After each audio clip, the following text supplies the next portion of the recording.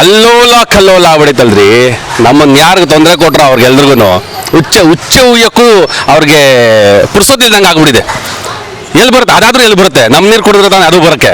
ಅದು ಆಗಲ್ಲ. ಇವಾಗ ಭಾರತೀಯ ಮನುಷ್ಯ ಎಲ್ಲವನು ಹೇಗೆ ತಾಯಿ ದುರ್ಗಾದೇವಿ ಇಡೀ ದೇಶಕ್ಕೆ ನಾಲ್ಗೆ ಚಾಚಿ ಆ ಮೊಳಕೆನೆ ಕಿತ್ತಾಕಿ ಆ ರಾಕ್ಷಸ ಇಲ್ದಂಗೆ ಮಾಡಿದ್ನೋ ಅದೇ ರೀತಿಯಲ್ಲಿ ಇವತ್ತು ಮಾಡಬೇಕಾದ್ದು ಅನಿವಾರ್ಯ ತುಂಬ ಇದೆ. ನೀನು ಹಿಂದೂನಾ ಅಂತ ಹೇಳಿ ಬಿಚ್ಚು ಚೆಕ್ ಮಾಡೋದಲ್ಲ. ಇಲ್ಲಿ ನೀನು ಭಾರತದ ವಿರೋಧಿನಾ ಅಂತ ಹೇಳಿ ಬಿಚ್ಚೋದ್ರ ಜೊತೆಗೆ ಅಟ್ಟಿ ಹೊಡಿ ಕಳ್ಸ್ಕೋಬೇಕು. ನಿಮ್ಮ ಹತ್ರ ಎದುರುಗಡೆ ಮಾತಾಡೋದಕ್ಕೆ ನಾನು ಕಾರಣ, ಪಾಕಿಸ್ತಾನ ಜಿಂದಾಬಾದ್ ಅಂತ ಯಾರ್ಯಾರು ಕೂಗಿದ್ದಾರೆ ನೋಡಿ, ಅವ್ರನ್ನು ಅಟ್ಟಾಡಿಸಿ ಜಮೀರ್ ಅಹಮದ್ ಅವರೇ ಹೇಳಿದ್ದಾರೆ. ಏನು ಹೇಳಿದ್ದಾರೆ? ಸಮಯ ಕೊಟ್ಟರೆ, ನನಗೂ ಬಂದೂಕ ಕೊಟ್ಟರೆ ನಾನು ಪಾಕಿಸ್ತಾನದ ವಿರುದ್ಧ ಕೂಡ ಹೋರಾಟಕ್ಕೆ ನಾನು ರೆಡಿ ಅಂತ. ಆ ಏಜಲ್ಲಿ ಅವ್ರು ಹಂಗೆ ಹೇಳ್ಬೇಕಾರೆ ನಾವು ಹೇಳೋದು ಬೇಡವಾ? ಅವ್ರಿಗೆ ಅಷ್ಟೊಂದು ಕುದಿದ್ದೀನಿ, ನಮಗೂ ಅದೇ ತಾನೇ ಕುದಿತಾ ಇದ್ರು. ಇವರು ಭಾರತೀಯರು. ನಂದು ಒಂದು ಸಣ್ಣ ಪುಟ್ಟ ಒಂದು ಸೈನ್ಯ ಅಂತಿದೆ. ಒಳ್ಳೆ ಕಾರ್ಯ ಮಾಡೋದಕ್ಕಾಗಿ, ಒಳ್ಳೆಯದನ್ನು ಮಾಡೋದಕ್ಕಾಗಿ, ಇನ್ನೊಬ್ಬರಿಗೆ ಸಹಾಯ ಆಗುವ ರೀತಿಯಲ್ಲಿ ಮಾಡೋದಕ್ಕಾಗಿ, ಯಾರಿಗೂ ತೊಂದರೆ ಕೊಡೋದ ರೀತಿಯಲ್ಲಿ ನಾನು ಒಂದು ಸಣ್ಣ ಪುಟ್ಟ ಸಹಾಯವನ್ನು ಮಾಡೋದಕ್ಕಾಗಿ ಸೈನ್ಯವನ್ನು ನಂದು ಒಂದು ಸಣ್ಣ ಪುಟ್ಟ ಇದೆ. ನಾವು ಸಿದ್ಧರಾಗ್ತೀವಿ, ನಾವು ಬರ್ತೀವಿ. ಹ್ಯಾಟ್ಸ್ ಆಫ್ ಅವ್ರಿಗೆ. ಮೋದಿಯವರಾಗಿರೋದಕ್ಕೆ ಸಾಧ್ಯ ಆಯಿತು. ಹಿಂದೆ ನೋಡಿದ್ದೀರಾ ನೀವು. ನಾನು ಅದನ್ನ ನೆನ್ಸ್ಕೊಳ್ಳೋದೇ ಒಂಥರ ಭಾರಿ ಅದ್ಭುತವಾಗಿ ಅನಿಸ್ತಾ ಇದೆ. ಈಗ ಸುತ್ತಮುತ್ತ ನೋಡ್ರಿ, ಹೆಂಗೆ ಹಬ್ಬದ ವಾತಾವರಣ ನೋಡ್ರಿ ನಮ್ಮ ಭಾರತದಲ್ಲಿ. ಇಲ್ಲೇ ನೋಡ್ರಿ ಎಷ್ಟು ಚೆನ್ನಾಗಿದೆ ಇವತ್ತು. ಎಷ್ಟು ಜನ ಹೆಣ್ಣು ಮಕ್ಕಳನ್ನ ಸಿಂಧೂರ ಕಿತ್ಕೊಂಡ್ರು. ಅದೇ ಸಿಂಧೂರ ಅಂತ ಆಪರೇಷನಲ್ಲಿ ನಿನ್ನೆ ರಾತ್ರಿ ಆದಂತಹ 23 ನಿಮಿಷಗಳ ದಾಳಿಯಲ್ಲಿ ಅಲ್ಲೋಲ ಕಲ್ಲೋಲ ಆಗ್ಬಿಡೈತಲ್ರಿ. ನಮ್ಮನ್ನು ಯಾರಿಗೆ ತೊಂದರೆ ಕೊಟ್ರ ಅವ್ರಿಗೆಲ್ರಿಗೂ ಹುಚ್ಚ ಉಯ್ಯಕ್ಕೂ ಅವ್ರಿಗೆ ಪುರ್ಸೋತಿಲ್ದಂಗೆ ಆಗ್ಬಿಟ್ಟಿದೆ. ಎಲ್ಲಿ ಬರುತ್ತೆ ಅದಾದ್ರೂ ಎಲ್ಲಿ ಬರುತ್ತೆ? ನಮ್ಮ ನೀರು ಕುಡಿದ್ರೆ ತಾನೆ ಅದು ಬರೋಕ್ಕೆ. ಅದು ಆಗಲ್ಲ. ಇವಾಗ ಅಂತ ಈಗ ನಾನು ನೋಡ್ತಾ ಇದ್ದೀನಿ, ಎಷ್ಟೋ ವಿಡಿಯೋಗಳನ್ನ ನೋಡ್ತಾ ಇದ್ದೀನಿ, ಎಷ್ಟೋ ಚಾನಲ್ಗಳನ್ನ ಈಗ ನೀವು ಕೊಡ್ತಾರ ನ್ಯೂಸ್ಗಳೆಲ್ಲ ನೋಡ್ತಾ ಇದ್ದೀನಿ. ಅಲ್ಲಿದ್ದು ತೋರಿಸ್ತಾ ಇದ್ದಾರಲ್ಲ, ಇದೇ ಥರ ನೋವನ್ನ 20 ದಿವಸದಿಂದ ನಾವು ಅನುಭವಿಸಿರ್ಲಿಲ್ವಾ? ಅಮಾಯಕರದ ಪ್ರಾಣ ತಗೊಂಡಾಗ ಅನುಭವಿಸ್ಲಿ ಬಿಡ್ರಿ. ನಾವಿವತ್ತು ಹಬ್ಬ ಮಾಡೋಣ. ದೀಪಾವಳಿ ವರ್ಷಕ್ಕೆ ಒಂದೇ ಸಲ ಬರೋದು 3 ದಿನ. ಈಗ ಇನ್ನೊಂದ್ಸಲ ಈ ವರ್ಷ ಮೊದಲನೇ ಸಲ ಇವಾಗಲೇ ಸ್ಟಾರ್ಟ್ ಆಗಿಬಿಟ್ಟಿದೆ, ನವಂಬರಲ್ಲಿ ಬರೋದು. ನಾವು ಇವತ್ತು ದೀಪಾವಳಿನೇ ಹಬ್ಬ ನಮಗಿವತ್ತು ಅಲ್ವಾ? ಹಬ್ಬ ಮಾಡೋಣ ಬಿಡ್ರಿ. ಅಷ್ಟೇ ಅಲ್ಲ, ಅಲ್ಲೂ ಹೊಡೆದಿದ್ದಲ್ಲ, ಇಷ್ಟಕ್ಕೆ ನಿಲ್ಬಾರ್ದು. ಇಷ್ಟಕ್ಕೆ ಯಾವುದೇ ಕಾರಣಕ್ಕೂ ನಿಲ್ಲೇಬಾರ್ದು. ಬೀಜಗಳು ಉಟ್ಕೊತಾನೆ ಇರ್ತವೆ. ಅದನ್ನ ಬುಡ ಸಮೇತ ಕಿತ್ತಾಕ್ದಲೇ ಇದ್ದರೆ ಆ ಗದ್ದೆ ಇಲ್ಲ. ಪ್ರತಿಯೊಬ್ಬರು ಭಾರತದಲ್ಲಿರುವಂತಹ ಎಲ್ಲರೂ ಹೇಳ್ತಾ ಇದ್ದೀನಿ, ಇಲ್ಲಿ ಜಾತಿ ಭೇದ ಅನ್ನೋದನ್ನು ನಾನು ಹೇಳ್ತಾ ಇಲ್ಲ. ಭಾರತೀಯ ಮನುಷ್ಯ ಎಲ್ಲವನು ಹೇಗೆ ತಾಯಿ ದುರ್ಗಾದೇವಿ ಇಡೀ ದೇಶಕ್ಕೆ ನಾಲ್ಗೆ ಚಾಚಿ ಆ ಮೊಳಕೆನೆ ಕಿತ್ತಾಕಿ ಆ ರಾಕ್ಷಸ ಇಲ್ದಂಗೆ ಮಾಡಿದ್ನೋ ಅದೇ ರೀತಿಯಲ್ಲಿ ಇವತ್ತು ಮಾಡಬೇಕಾದ್ದು ಅನಿವಾರ್ಯ ತುಂಬ ಇದೆ. ಯಾಕೆ ಗೊತ್ತಾ? ಉಟ್ಕೊಂತಾನೆ ಇರ್ತವೆ ಈ ಬೇವರ್ಸಿಗಳು, ಉಟ್ಕೊತಾನೇ ಇರ್ತವೆ. ಅದಕ್ಕೆ ಬುಡ ಸಮೇತ ಕಿತ್ತಾಕೋದು ಅನಿವಾರ್ಯ ಇದೆ. ಸಾಲದಿದ್ದಕ್ಕೆ ಹೊರಗಡೆ ಅಲ್ಲ, ಒಳಗಡೆ ಅಲ್ಲಿ ನೀನು ಹಿಂದೂನಾ ಅಂತ ಹೇಳಿ ಬಿಚ್ಚು ಚೆಕ್ ಮಾಡೋದಲ್ಲ. ಇಲ್ಲಿ ನೀನು ಭಾರತದ ವಿರೋಧಿನಾ ಅಂತ ಹೇಳಿ ಬಿಚ್ಚೋದ್ರ ಜೊತೆಗೆ ಅಟ್ಟಿ ಹೊಡಿ ಕಳ್ಸ್ಕೋಬೇಕು. ಯಾರ್ಯಾರು ಇದ್ರ ಜೊತೆಗೆ ನಾವು ತುಂಬ ವಿಡಿಯೋಗಳನ್ನ ನೋಡಿದ್ದೀವಿ. ನನಗೆ ಗೊತ್ತಿಲ್ಲ ಯಾರ್ಯಾರು ಎಲ್ಲೆಲ್ಲಿ ಏನೇನಿದ್ದಾರೆ ಅಂತ. ಇವತ್ತಿನ ದಿನ ನಿಮ್ಮ ಹತ್ರ ಎದುರುಗಡೆ ಮಾತಾಡೋದಕ್ಕೆ ನಾನು ಕಾರಣ, ಪಾಕಿಸ್ತಾನ ಜಿಂದಾಬಾದ್ ಅಂತ ಯಾರ್ಯಾರು ಕೂಗಿದ್ದಾರೆ ನೋಡಿ, ಅವ್ರನ್ನೂ ಅಟ್ಟಾಡಿಸಿ ಓಡಿಸ್ಬೇಕು. ಒಳಗಡೆನೂ ಅಡ್ಡಾಡ್ಸೋಡ್ಬೇಕು. ಕೇರಳದಲ್ಲಿ ಅಷ್ಟು ರಾಜರೋಷವಾಗಿ ನಿಂತ್ಕೊಂಡು ಆ ರೀತಿಯಲ್ಲಿ ವಿಜೃಂಭಣೆಯಿಂದ ನಾನು ಪಾಕಿಸ್ತಾನ ಜಿಂದಾಬಾದ್ ಅಂತೇಳಿ ಫ್ಲಾಗ್ ಆರಿಸ್ಕೊಂಡು ಆ ಬಟ್ಟೆ ಹಾಕೊಂಡು ಏನಕ್ಕೆ ಇರಬೇಕು? ಅದೆಲ್ಲ ಮೊದಲು ಈಗ ಭಾರತದಲ್ಲಿರೋ ಸೈನಿಕರಲ್ಲ, ಭಾರತದಲ್ಲಿರೋ ನಮ್ಮ ಪ್ರಧಾನಮಂತ್ರಿಗಳಲ್ಲ, ಆ ರಾಜ್ಯಕ್ಕೆ ಬುದ್ಧಿ ಇರಬೇಕು. ಆ ರಾಜ್ಯದಲ್ಲಿರೋಂಥ ಮುಖ್ಯಮಂತ್ರಿಗಳು ಅವ್ರನ್ನ ಇಟ್ಟಾರಿಸ್ಕೊಡ್ಬೇಕು. ಏನಕ್ಕೆ ಬಿಡಬೇಕು? ಅಲ್ಲಿರೋ ಪೊಲೀಸರುಗಳು ಏನು ಮಾಡ್ತಿದ್ದಾರೆ? ಅವ್ರು ಏನಕ್ಕೆ ಬಿಡಬೇಕು? ಬೇಡ ರೀ, ಅಲ್ಲಿರೋ ನಾಗರಿಕರು ಯಾಕೆ ಬಿಡಬೇಕು? ಭಾರತದಲ್ಲಿ ಇರೋ ಮುಸಲ್ಮಾನರು ಅವ್ರಿಗೆ ಯಾರನ್ನಾರು ಒಬ್ರು ನಾವು ಕೇಳಿ, ಹಿಂದೂಸ್ತಾನ್ ಜಿಂದಾಬಾದ್ ಅಂದರೆ ಹಿಂದೂಸ್ತಾನ್ ಜಿಂದಾಬಾದ್ ಅಂತ ಹೇಳ್ತಾರೆ. ಅವರು ಜೈಕಾರ ಹಾಕ್ತಾರೆ. ಭಾರತೀಯ ಮುಸಲ್ಮಾನರು ಹೇಳ್ತಾರೆ. ನಾನು ಭಾರತದಲ್ಲಿ ಇರುವಂತಹ ಮುಸಲ್ಮಾನರಿಗೆಲ್ಲ ಅವ್ರು ಹೇಳಲ್ಲ. ಇಲ್ಲೇ ಹುಟ್ಟಿ, ಇಲ್ಲೇ ಬೆಳೆದು, ಇಲ್ಲೇ ಇರೋ ನಮ್ಮ ಜೊತೆ ಯಾರು ಹಂಚ್ಕೊಂಡು ಆ ಥರ ಎಲ್ಲ ಇದಾರಲ್ವಾ, ಅವ್ರಿಗೆ ಹೇಳಿ. ಅವ್ರಿಗೆ ಕೇಳಿ, ನೀವು ಯಾರು? ನಾನು ಹಿಂದೂಸ್ತಾನಿ ಅಂತ ಹೇಳ್ತಾರೆ. ಮುಸಲ್ಮಾನನಲ್ಲ ಅವರು, ಹಿಂದೂಸ್ತಾನಿ ಅಂತ ಹೇಳ್ತಾರೆ. ಅವರು ನನ್ನ ಜೊತೆ ಬೇಕಾದ ಸ್ನೇಹಿತರುಗಳಿದ್ದಾರೆ, ಹಿಂದೂಸ್ತಾನಿ ಅಂತ ಹೇಳ್ತಾರೆ ಅವರು. ಕೆಲವರು ಹೇಳಲ್ಲ. ಯಾಕಂದರೆ ಅವ್ರ ಮನಸ್ಥಿತಿಯಲ್ಲಿ ಪಾಕಿಸ್ತಾನ ಅನ್ನೋದು ಭಾರಿ ಕುತ್ಕೊಂಡ್ಬಿಟ್ಟಿರುತ್ತೆ. ಅಂಥವ್ರನ್ನ ಇಲ್ಲಿ ಇರಕ್ಕೆ ಬಿಡಬಾರ್ದು. ಯಾವತ್ತಿದ್ರೂ ಅವ್ರಿಗೆ ನಮ್ಮ ಕಂಟಕನೇ.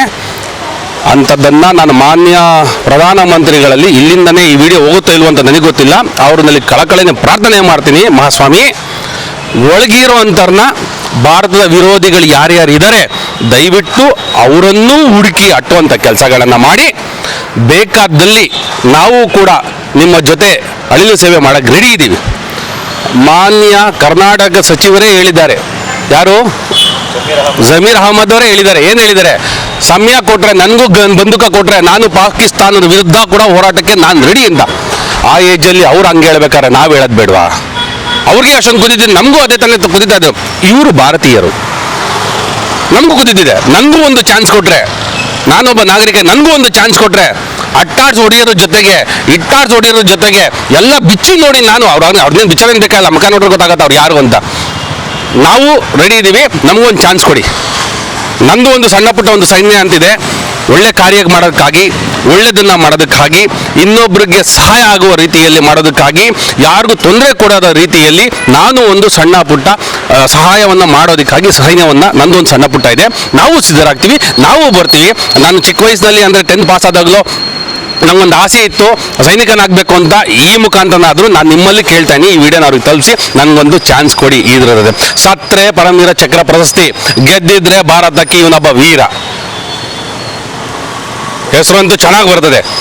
ಮುಂದೆ ಮಕ್ಕಳಿಗೆ ಅಲ್ಲಿ ಹೆಂಗೆ ನೋವು ತಿಂತಾ ಇದ್ದಾರೋ, ಇನ್ನೂ ನಾನು ಸಾಮಾನ್ಯ ನಾಗರಿಕರಿಗೆ ಹೇಳ್ತಾ ಇಲ್ಲ, ಯಾರು ಉಗ್ರ ಚಟುವಟಿಕೆಗಳಲ್ಲಿ ಅಳವಡಿಸ್ಕೊಂಡಿದ್ದರು ಅಂಥವ್ರಿಗೆ ಮಾತ್ರ ಈ ಪದವನ್ನು ಬಳಸ್ತಾ ಇದ್ದೀನಿ.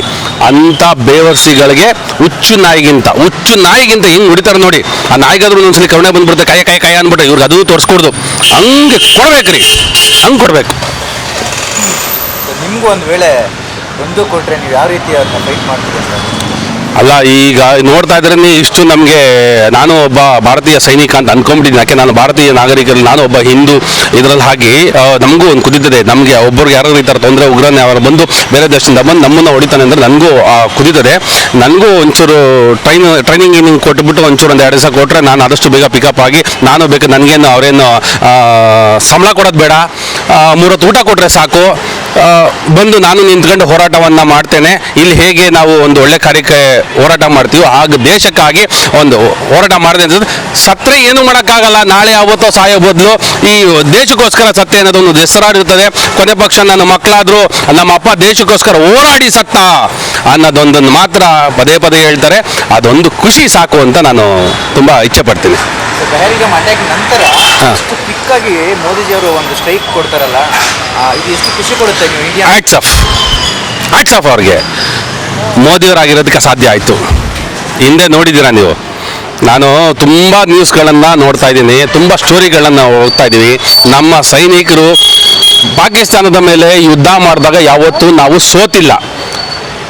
ನಾವು ಪಡೆದಂತಹ ಜಾಗವನ್ನು ಅವ್ರ ಮೇಲೆ ಯುದ್ಧ ಮಾಡ್ತಾ ನಾವು ಪಡೆದಂಥ ಜಾಗವನ್ನು ಇವರು ಟೇಬಲ್ ಮೇಲೆ ಅದನ್ನು ಅವ್ರಿಗೆ ಬಿಟ್ಕೊಂಡ ಅಂಥ ದಿನಗಳು ನೋಡಿದ್ವಿ ನಾವು, ಇಂದಿನ ರಾಜಕಾರಣಿಗಳು. ಈಗ ಅದಾಗ ಚಾನ್ಸೇ ಇಲ್ಲ. ಅಲ್ಲಿ ಕೂತಿರೋದು ಯಾರು? ಅಲ್ಲಿ ಕೂತಿರೋದು ಮೋದಿಯವರು. ಈಗ ಅದೆಲ್ಲ ಆಗೋಕ್ಕೆ ಚಾನ್ಸ್ ಇಲ್ಲ. ಮುಟ್ಟಿದ್ರೆ ಚಟ್ಟ, ಏನು ಹೇಳಿ, ಭಾರತೀಯರನ್ನು ಮುಟ್ಟಿದ್ರೆ ಚಟ್ಟ ಗ್ಯಾರಂಟಿ. ಸೊ ಕೆಲವೊಂದು ಕಡೆ ಈ ಇದು ಮುಸಲ್ಮಾನ್ ಪಾಕಿಸ್ತಾನಿಗಳು ಅವ್ರು ಬಾಗ ಎತ್ಕೊಂಡು ಜಿಂದಾಬಾದ್ ಅಂತ ಹೇಳ್ತಾರಲ್ಲ, ನೋಡ್ರೆ ನಿಮ್ಗೆ ಏನು ಅನ್ಸುತ್ತೆ? ಬೇಜಾರಾಗುತ್ತೆ ತುಂಬ. ನಮಗೆ ನಮ್ಮೊಳಗಿರೋ ಇವರೆಲ್ಲ ಇಂಥ ಅಸಹ್ಯ ಜನ ಹಿಂಗೆ ಈಗಲೂ ಇದ್ದಾರಲ್ಲ ಅಂತ ನಮಗೆ ತುಂಬ ನೋವಾಗುತ್ತೆ, ನಮಗೂ ಕುದಿಯುತ್ತೆ. ನಾವು ಈ ಭಾರತದಲ್ಲಿ, ಈ ಕರ್ನಾಟಕದಲ್ಲಿ, ಈ ಬೆಂಗಳೂರು ನಗರದಲ್ಲಿ ನಾವು ಒಂಥರ ಏನಾಗ್ಬಿಟ್ಟಿದ್ದೀವಿ ಗೊತ್ತಾ? ಇನ್ನೊಬ್ರಿಗೆ ಹಿಂಸೆ ಕೊಡಬಾರ್ದು, ಇನ್ನೊಬ್ರಿಗೆ ಹಿಂಸೆ ಕೊಡಬೇಕು ಅಂತ ನಮ್ಮ ಮನೆಯಲ್ಲಿ ಈ ಥರ ಪದಗಳನ್ನ ಹೇಳ್ಕೊಟ್ಟು ಬಂದ್ಬಿಟ್ಟಿದ್ದಾರೆ. ಅದು ನೋಡಿ ಕೋಪ ಮಾಡ್ಕೊತೀವಿ, ಬಟ್ ನಮ್ಮ ಕೈಲಿ ಏನು ಮಾಡೋಕ್ಕಾಗ್ತಿಲ್ವಲ್ಲ ಅನ್ನೋದು ಕೂಡ ಕುದಿಯುತ್ತೆ. ಆದರೆ ಅವರಿಗೆ ಕಾನೂನು ರೀತಿಯಲ್ಲಿ ರಾಜ್ಯ ಸರ್ಕಾರ ಆದರೂ ಸರಿ, ಅಲ್ಲಿನ ಸ್ಥಳೀಯ ಪೊಲೀಸರಾದರೂ ಸರಿ, ಅಥವಾ ಕೇಂದ್ರ ಸರ್ಕಾರ ಆದರೂ ಸರಿ, ಇದ್ರ ಕಡೆ ಗಮನ ಹರಿಸಲೇಬೇಕು.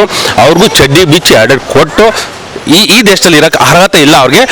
ಒದ್ದು ಪಾಕಿಸ್ತಾನಕ್ಕೆ ಹೋಗಿರ್ಲಿ ಬಿಡಿ, ಅಲ್ಲಿಗೆ ಹೋಗ್ಬಿಟ್ಟು ಬೇಡ್ಕೊಳ್ಳಿ ಬಿಡಿ, ಎಲ್ಲೆಲ್ಲೋ ಕೇಳ್ಕೊತಾರೋ ಏನೇನು ಮಾಡ್ಕೊತಾರೋ ಅಲ್ಲೇ ಕೂತ್ಕೊಂಡಿದ್ದು ಅಲ್ಲಿಗೆ ಹೋಗಿ ಜಿಂದಾಬಾದ್ ಅಂತ ಕೂತ್ಕೊಳ್ಳಿ, ಏನಾದ್ರು ಕೂತ್ಕೊಳ್ಳಿ, ಅಲ್ಲಿ ಕಳಿಸ್ಬಿಡಕ್ಕೆ ಹೇಳಿ ಅವ್ರನ್ನ ಇಲ್ಲಿ ಸಾಯಿಸೋದಲ್ಲ, ಪಾಕಿಸ್ತಾನಕ್ಕೆ ಕಳಿಸ್ಬೇಕು, ಸುರಕ್ಷಿತವಾಗಿ ಕರ್ಕೊಂಡೋಗಿ ಪಾಕಿಸ್ತಾನಕ್ಕೆ ಬಿಡಬೇಕು. ಗೊತ್ತಾಗುತ್ತೆ ಅಲ್ಲಿ ಭಾರತದಲ್ಲಿ ಹೆಂಗ್ ತಿಂತಾ ಇದ್ರು ಅನ್ನ, ಅಲ್ಲಿ ಹೆಂಗೆ ಭಿಕ್ಷೆ ಬಿಡ್ಬೇಕಾಗಿ ತಿನ್ನೋ ಪರಿಸ್ಥಿತಿ ಬರುತ್ತೆ ಅನ್ನ ಅಂತ ಅವ್ರಿಗೆ ಗೊತ್ತಾಗುತ್ತೆ. ಸರ್ ಇದೆಲ್ಲದರ ನಡುವೆನೂ ಕೂಡ ಪಹಲ್ಗಾಮಲ್ಲಿ ನಡೆದಂಥ ಒಂದು ಘಟನೆ ಏನಂದ್ರೆ, ಭಾರತೀಯನ ಮುಸಲ್ಮಾನ ಅಂತೇಳಿ ಪ್ಯಾಂಟ್ ಬಿಚ್ಚಿ ಚೆಕ್ ಮಾಡಿ ಅವ್ನು ಹೊಡಿತಾರಲ್ಲ, ಎಷ್ಟು ಮಟ್ಟಿಗೆ ಮಾನವೀಯತೆ ತೋರಿಸುತ್ತೆ ಅದು ನಾವು ಊಹೆ ಮಾಡೋಕ್ಕಾಗುತ್ತೆ ಅಂದ್ರಿ ಅದನ್ನ. ಆ ನೋವನ್ನ ಎಂಥವ್ರಿಗಾಗ್ಲಿ ಈಗ ನಾನು ಹೇಳೋದು ಬೇಡ, ನಾನೊಬ್ಬ ಹಿಂದುವಾಗಿ ಹೇಳೋದು ಬೇಡ, ನಮ್ಮ ಭಾರತೀಯ ಮುಸಲ್ಮಾನರೇ ಒಂದು 4-5 ಜನ ವಿಡಿಯೋಗಳನ್ನ ನೋಡಿದೆ ನಾನು, ಅವ್ರಿಗೆ ಬೇಜಾರಾಗ್ಬಿಟ್ಟಿದೆ. ಯಾಕೆಂದ್ರೆ ಅವ್ರು ನಮ್ಮ ಜೊತೆ ಬರ್ತಿರ್ತಾರಲ್ಲ, ಅವ್ರಿಗೆ ಬೇಜಾರಾಗ್ಬಿಟ್ಟಿದೆ. ಈ ಥರ ಮಾಡಬಾರ್ದು, ಯಾಕೆ ಮಾಡಬೇಕಿತ್ತು ಅಂತೇಳಿ. ಯಾರ್ಯಾರು ತಿರುಗು ಮಾತಾಡ್ತಿದ್ರು, ಈಗ ವಕ್ಫ್ ಬೋರ್ಡ್ ಬಂತು ಅದ್ರದ್ದು ಪರ ಯಾರು ನಿಂತ್ಕೊಂಡಿದ್ರು ಅಥವಾ ಬಿಲ್ ಮಂಡನೆ ಮಾಡಿದಾಗ ಯಾರು ಅದ್ರ ವಿರೋಧ ಮಾಡಿಸಿದ್ರು, ಅವ್ರು ಕೂಡ ಇದಕ್ಕೆ ಸಪೋರ್ಟ್ಗಳು ಕೊಟ್ಟಿರೋದನ್ನು ನಾನು ನೋಡಿದೆ. ನನಗೆ ಬೇಷ್ ಅನ್ನಿಸ್ತು. ಅವನಿಗೆ ಯಾರು ಬಿಚ್ಚಿ ನೀನು ಹಿಂದೂನ ಮುಸಲ್ಮಾನ ಅಂತ ನೋಡಿದ್ನಲ್ವಾ, ಅವನನ್ನು ಬಿಚ್ಚಕ್ಕೆ ಹೋಗ್ಬಾರ್ದು. ಪ್ಯಾಂಟ್ ಕಟ್ಟಾಕ್ಬಿಟ್ಟು ಒಂದಷ್ಟು ಚೇಳುಗಳನ್ನ ತಗೊಂಬಂದ್ಬಿಟ್ಟು ಆ ಪ್ಯಾಂಟ್ ಹೊಟ್ಟು ಬಿಟ್ಬಿಡ್ಬೇಕು. ಕೈ ಕಾಲು ಕಟ್ಟಾಕ್ಬಿಟ್ಟು ಅದು ನೋಡುತ್ತೆ, ಅವ್ನು ಹಿಂದೂನ ಮುಸ್ಲಿಮ್ನ ಅದು ನೋಡುತ್ತೆ, ಅವು ಗೊತ್ತಾಗುತ್ತೆ ಅಲ್ವಾ. ಅವ್ನು ಕರ್ಕೊಂಬಂದು ಅವ್ನು ಹಂಗೆ ಮಾಡಬೇಕು. ಏನು ಮಾಡ್ತೀರಿ, ಈಗ ಅಷ್ಟು ಸಮಯ ಇಲ್ಲ, ಹೊಡೆದು ಉಳಿಸ್ಲಿ ಬಿಡಿ ಅವ್ರನ್ನೆಲ್ಲರೂ. Thank you.